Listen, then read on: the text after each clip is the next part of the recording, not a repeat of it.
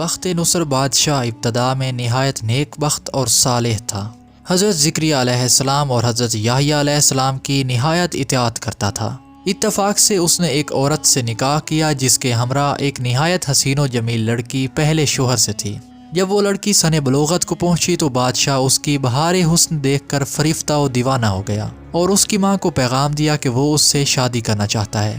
لڑکی کی ماں پہلے تو بہت خوش ہوئی، مگر دل میں یہ اندیشہ پیدا ہوا کہ بادشاہ پیغمبروں کا مطیع اور فرمان ہے اور ایسا نکاح اللہ کے پیغمبروں کی شریعت کے خلاف ہے، اس لیے یقیناً وہ اس کام کی اجازت نہیں دیں گے۔ اس لڑکی کی ماں نے بادشاہ سے کہا کہ تم اس لڑکی کا حق مہر ادا نہ کر سکو گے۔ بادشاہ نے دریافت کیا کہ حق مہر کتنا ہے؟ تم جو کچھ بھی مطالبہ کرو گی میں تمہیں دوں گا۔ اس عورت نے کہا اس کا حق مہر تمہارے دونوں پیغمبروں کا سر ہے، اگر تم یہ حق مہر ادا کر دو تو یہ لڑکی حاضر ہے، ورنہ اس کا نام بھی مت لینا۔ بادشاہ کہنے لگا یہ پیغمبر ہمارے دشمن نہیں بلکہ ہمارے خیر خواہ ہیں اور ہمارے لیے دعا گو ہیں، ان کو بے جرم قتل کرنا ظلم عظیم ہے، اس کے علاوہ جو مانگو گی مجھے منظور ہے۔ عورت نے کہا اس کے علاوہ اور کوئی حق مہر نہیں ہے۔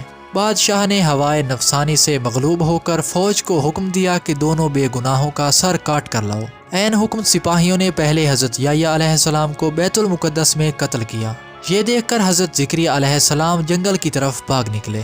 فوج نے حضرت زکریا علیہ السلام کا تعاقب کیا اور شیطان نے ان کی رہنمائی کی۔ جب سپاہیوں نے حضرت زکریا علیہ السلام کو پکڑا تو حضرت زکریا علیہ السلام نے ایک درخت سے التجا کی کہ مجھے اس وقت اپنے اندر پناہ دے دو، تو وہ درخت حکم خداوندی سے پھٹ گیا اور آپ علیہ السلام اس میں سما گئے اور پھر اسی طرح وہ درخت بند ہو گیا۔ لیکن اس درخت میں حضرت زکریا علیہ السلام کا تھوڑا سا کپڑا باہر رہ گیا۔ فوج پہلے تو بہت حیران ہوئی کہ حضرت زکریا علیہ السلام اچانک کیسے غائب ہو گئے، مگر شیطان نے ان کو بتایا کہ اس درخت کے اندر موجود ہیں اور یہ کپڑا ان کے موجود ہونے کی علامت ہے۔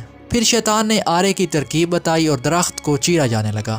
جب آرا کی نوبت سر پر پہنچی تو حضرت زکریا علیہ السلام نے سسکی بھری، وہیں پر حکم الہی نازل ہوا، اگر اف کرو گے تو پیغمبری سے خارج کر دیے جاؤ گے، تم نے غیر سے کیوں پناہ مانگی؟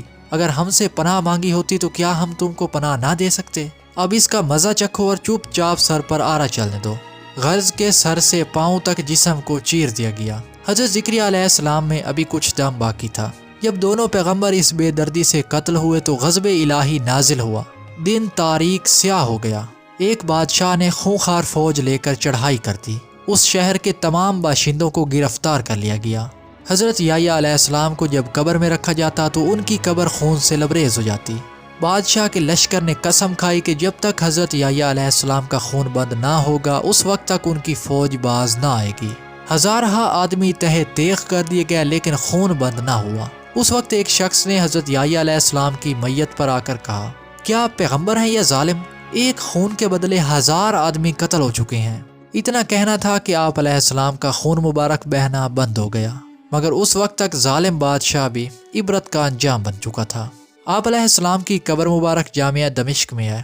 اگر آپ کو ہماری آج کی ویڈیو پسند آئی تو لائک کریں، اور اگر آپ نے ابھی تک ہمارے چینل کو سبسکرائب نہیں کیا تو ابھی کر لیں۔